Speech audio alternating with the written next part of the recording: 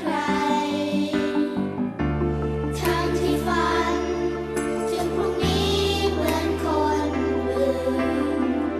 แต่กลับไม่รู้จะไปทางไหนทุกชีวิตเกิดมาต้องการคนคุ้มครองและเป็นแรงใจก้าวไปด้วยกันและทุกชีวิตเฝ้ารอผู้ใหญ่ที่จะคอยช่วยชี้นำให้เขาได้เป็นดังฝัน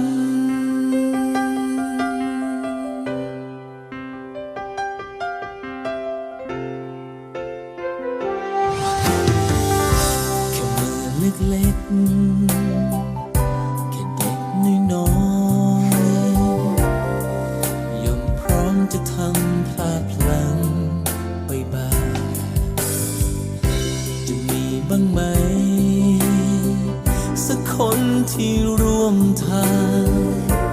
สอนให้เขาได้เป็นคนดีขึ้นไปทั้งที่ฝัน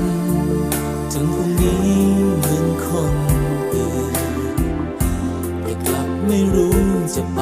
ทางไหนทุกชีวิต